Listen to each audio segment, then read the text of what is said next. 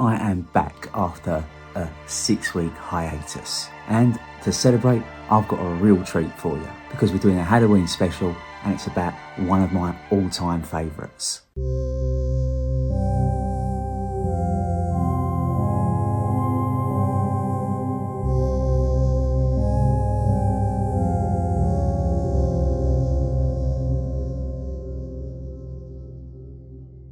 Now, I do say that a lot on this channel, that this film or that film is my all-time favourite.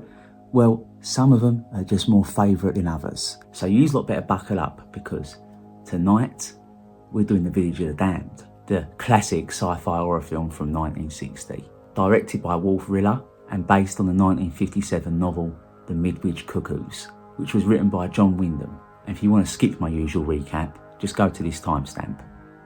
So, in the village of Midwich, Professor Gordon Zellaby is talking on the telephone. He's making arrangements with his brother-in-law for his impending visit, when suddenly he and everybody else in the village is rendered unconscious. And it's not just the people, it's all of the livestock, all of the birds, all of the animals in the village are completely knocked out by an unseen, unheard force from somewhere. The village is very rapidly surrounded by the military, who ascertain from the use of canaries and then soldiers wearing gas masks that whatever this force is, it only renders you unconscious within the bounds of the village, as when the canary and later on the soldier are retrieved, they wake straight up. Then they launch a spy plane and it flies over the village and has a sniff about to see what's going on. And the pilot can't see anything, there's no movement at all down there in the village, until he flies a little bit too low and is rendered unconscious by the same force that is affecting the village. He crashes his aircraft and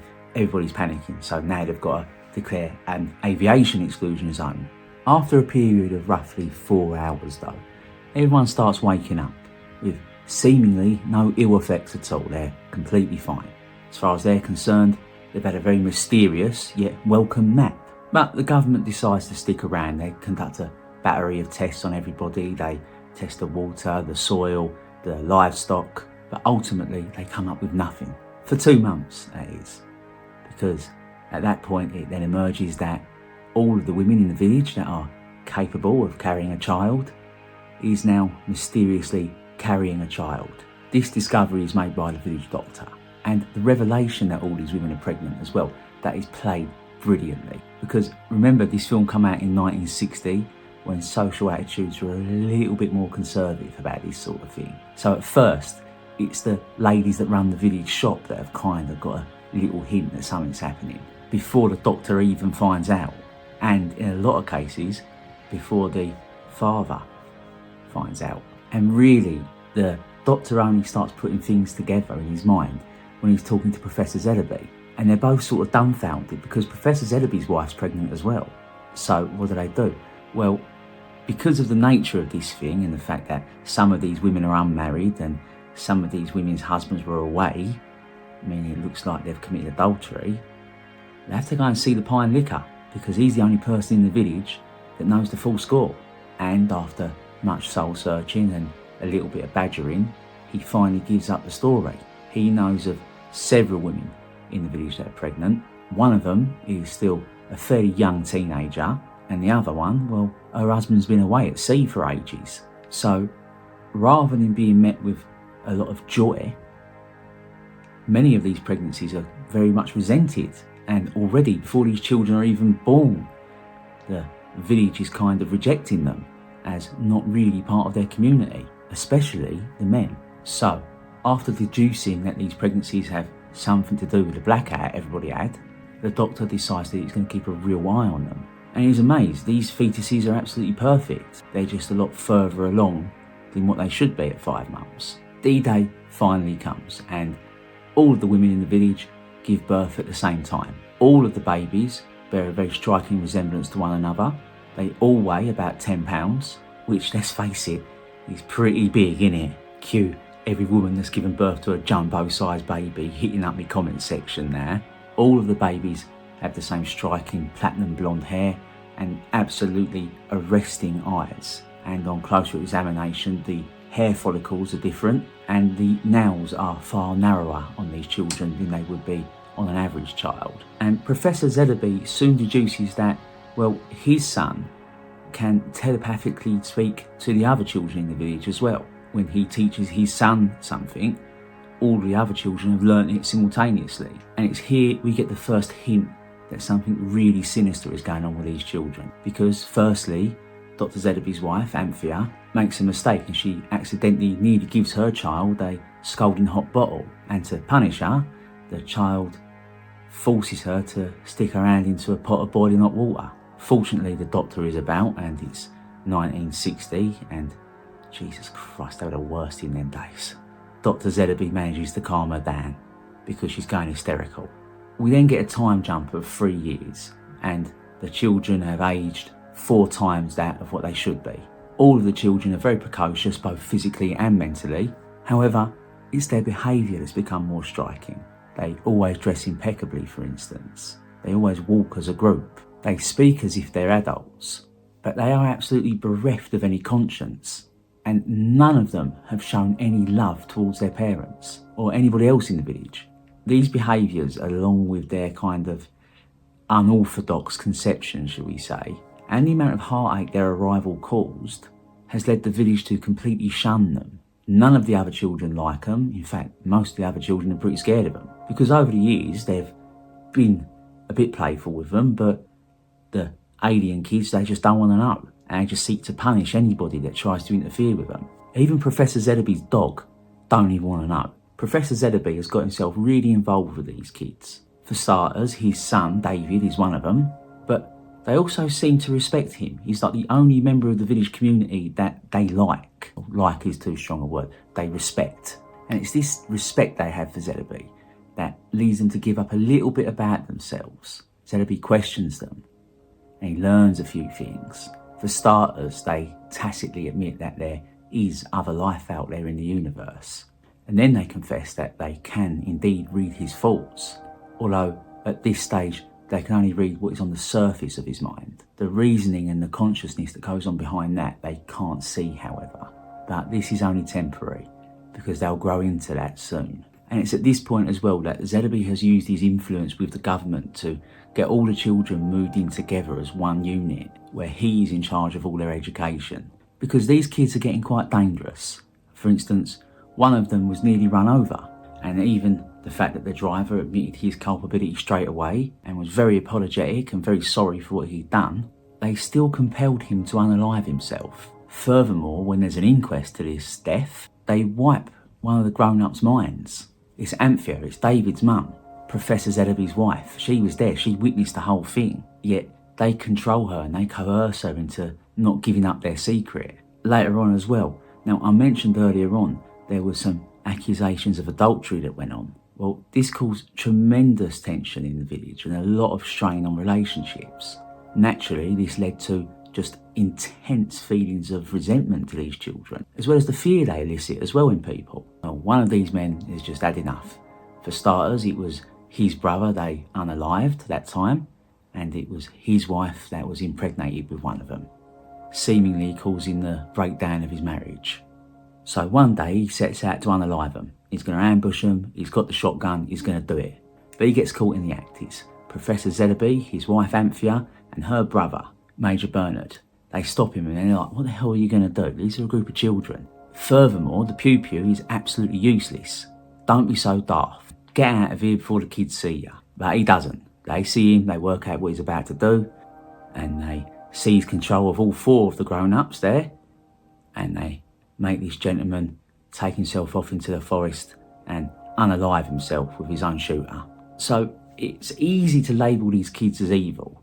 I mean, they certainly commit some evil acts, but it's important to note that it's all very relative in this film. They see themselves as the progenitor of a master race and they're protecting themselves at all costs.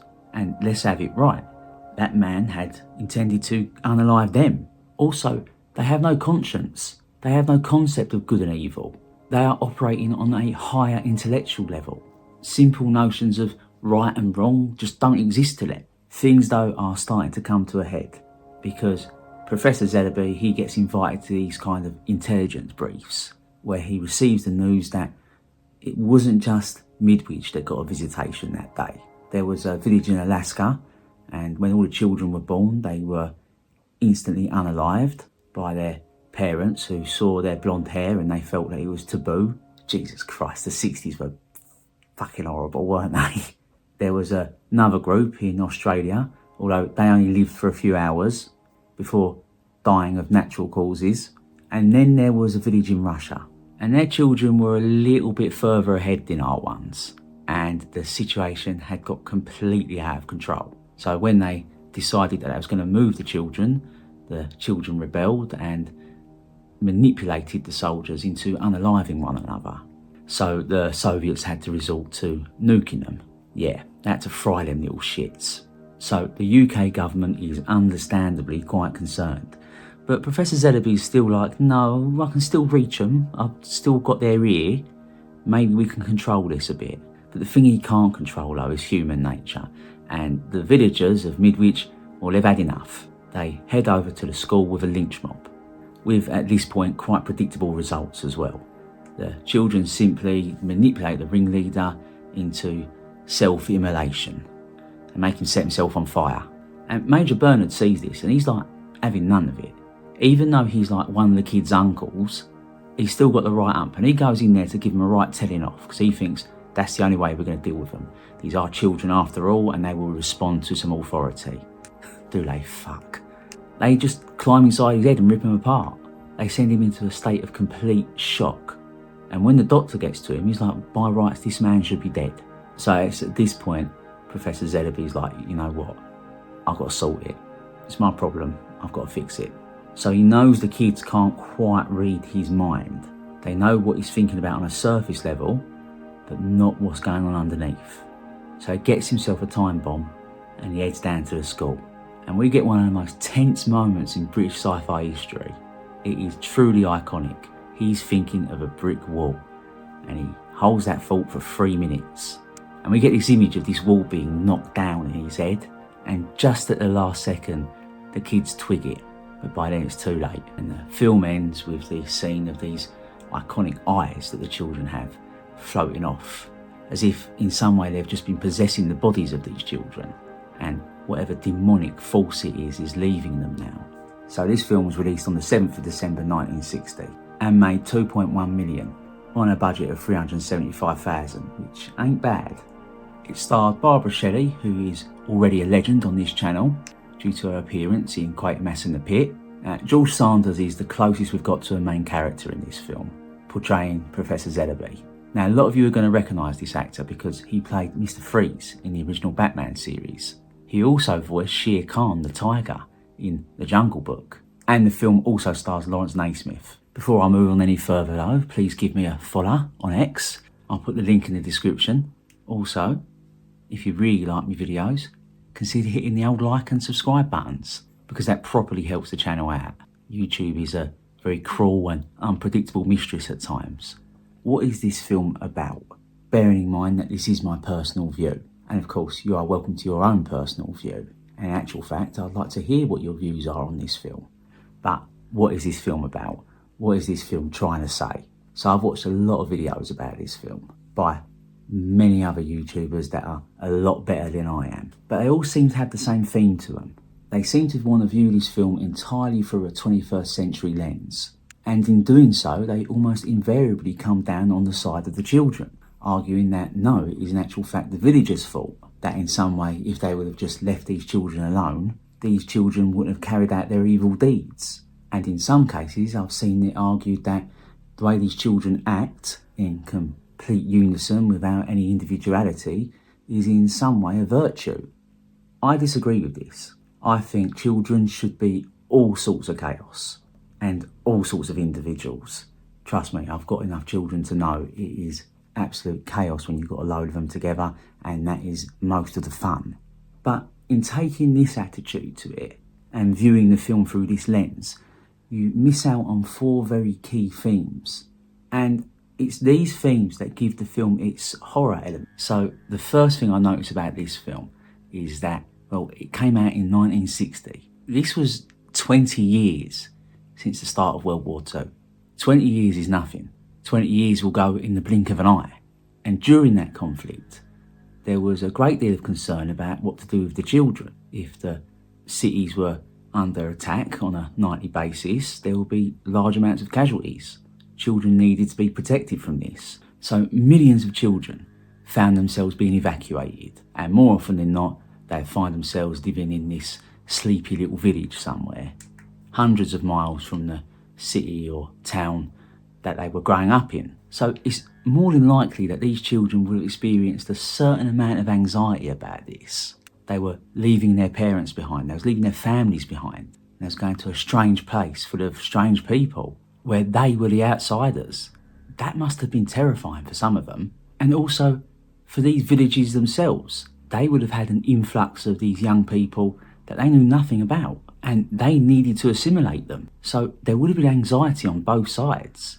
What this film is doing is it's tapping into that emotion, it's tapping into that trauma that was almost universal for all British children, that it was us and it was them. This fear of rejection by the community, and this community's fear of these outsiders.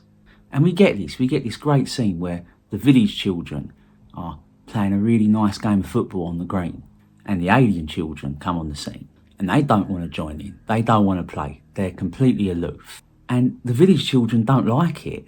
They want to be mischievous, they want to kick footballs at them and things, because they see them as the outsiders. So I'm not arguing that every child that was evacuated in World War II had a really horrible time of it, and that swaths of children were completely rejected, and the communities that were supposed to take them in was really horrible to them. That would be foolhardy. I know that's not true. What my argument is that the filmmakers were tapping into the emotion that was there. That brief period between the child leaving their city and their hometown to arriving at their village, when they didn't know what was going to happen to them. And for the villagers themselves, when they knew that this group of children was about to descend on them. Just that short period of anxiety that was ingrained very deeply in these children's minds. And it was those children that became adults that went to go and see this film. So straight away, they're going to feel uneasy. And the director was exploiting that. The director is also doing something very subtle with the children themselves. Because let's have it right, those runners-up of World War II, well, they had a youth division. And they was really efficient with these kids. They would literally take these children and they'd make them evil. They would have them fighting for that Austrian painter, for instance, or they'd have them grassing up their parents. And to me, that's horrifying. The idea that this outside force can supersede the family unit. So the children are very, very carefully dressed. It's not for nothing they've got very blonde hair and very striking eyes. Also the way they get them moving in unison as well. These children don't walk anywhere, they march everywhere. And look at the costuming as well. I swear they've got them wearing jackboots. So yeah, the director's tying into this kind of World War II mentality we got. All the fears from that era, fears of invasion, and our anxieties about being the outsider, and the anxieties we have about outsiders coming into our homes. And when you combine all this with what is actually quite a claustrophobic film, is masterfully put together to create loads of tension. Now, another one of the really horrifying elements of this film is, well, just what is the mechanism behind this? How are all these women pregnant at the same time? Because it is heavily implied that whatever kind of beam the aliens use to knock everybody out is also the mechanism used to impregnate the women. There's even a scene later on in the film where they're discussing whether an alien could send a beam to planet Earth to do this. But it's worth remembering that, well, the only time we see inside the village when everybody's knocked out is from a spy plane. And the pilot states that he can see no movement down. Well, all of the women that get pregnant, well, they're all indoors. So you don't get to see the mechanism there at all. It's also worth noting that in the book, the pilot notices that there is a round disc-shaped object. How did all of those women get pregnant? But for me, the truly horrifying part of this film is something that it does very subtly to you, the viewer. Because throughout this film, the children are framed in quite a neutral way. Anything that they do which can be seen as evil is more often than not a reaction. The first hint we get that these children are quite extraordinary and a little bit horrible is the moment when, well, Anthea, she nearly gives the child a bottle that's far too hot for him. She nearly scolds him. So in retaliation, the baby tries to scold her by manipulating her into putting her own hand into a pot of boiling water. The next instance we get is when, well, one of the children earns a sweet. The professor gets it to open up a puzzle box and it contains a sweet. And the child's brother steals this off of him. The kid ain't spiteful about it. He's just a child himself, but he wants the sweet. But the alien is having none of it. But then the stakes are raised a little bit higher. One of them nearly gets run over. And in retaliation, they get the guy to unalive himself. Is this act really evil? Yes, on the surface it is. Or is it the act of an out-of-control child who doesn't see right from wrong? Is this really evil? Or are the kids defending themselves? I happen to think this is evil, actually, because it's not a matter of defending themselves here. The children are acting genuinely spiteful. Then there's the scene where the man comes along to unalive them and they make him turn the shooter on himself. To them, that is an act of self-defence. The same goes with the lynch mob as well. Throughout the film, they only ever react. But what this film does is it gets you resenting these kids as well. You start despising them as much as the villagers. And in the end, subtly, you're actually rooting for the guy that's going to unalive them. You want them to get blown up. And in the cold light of day, you're rooting for a man to blow this group of young'uns up. And to me, that's a horrifying thought. Anyway, that's my personal view on this film. Agree with me, disagree with me, I don't mind. In actual fact, I want to hear your thoughts on this film. Put them below in the comments section for me. On a technical level though, I think this film is excellent. I think it is really well paced, I think it's really well acted. I think the script is perfect, and John Wyndham was great at characters, because I am aware that this is a cliche, but they are very ordinary people. They're just faced with very extraordinary times. Anyway, as I said, let me know your thoughts below in the comments section. Thanks for watching, and if you've made it this far, please hit the old like and subscribe button.